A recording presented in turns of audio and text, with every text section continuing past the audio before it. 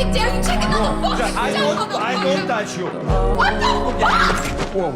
হলিউডের একেবারে অচেনা নাম। এই তো কিছুদিন আগে ছোটখাটো চরিত্র, সীমিত পরিসরের কাজ, সব মিলিয়ে তখনও ছিলেন মূলধারার বাইরে, আর এখন তাকেই খুঁজে বেড়াচ্ছে বিশ্ব। বলছি অস্কার জয়ী অভিনেত্রী মাইকি ম্যাডিসনের কথা।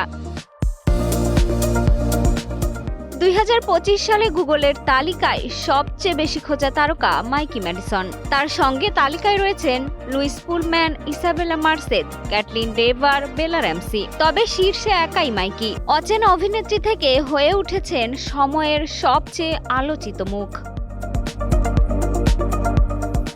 শোন বেকারের পরিচালনায় আনোরা সিনেমায় অভিনয় করেন মাইকি, যা জিতে নেয় উৎসবের সর্বোচ্চ সম্মান স্বর্ণপাম। টানা তৃতীয়বার অর্জন করেছে দেশের সেরা সুপার ব্র্যান্ড স্বীকৃতি বসুন্ধরা টিস্যু। সেই মুহূর্ত থেকেই শুরু হয় আলোচনার ঢেউ। কান চলচ্চিত্র উৎসব বদলে দেয় সবকিছু। সবার নজরে আসেন অভিনেত্রী। আনোরা আসলে ভালোবাসা, স্বপ্ন আর শ্রেণী বৈষম্যের গল্প। স্ট্রিপ ডান্সার আনি চরিত্রে মাইকি ম্যাডিসনের অভিনয় জিতে নিয়েছে দর্শকের মন। চরিত্রের গভীরে ঢুকতে কয়েক মাস আগেই মাইকি চলে যান ব্রুকলিনে। ক্ষমতা বনাম ভালোবাসা, এই দ্বন্দ্বই সিনেমার মূল চালিকা শক্তি।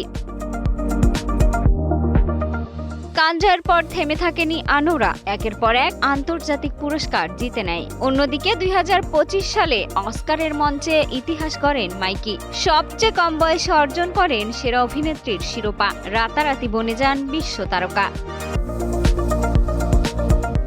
মিষ্টি খাতুন, কালের কণ্ঠ।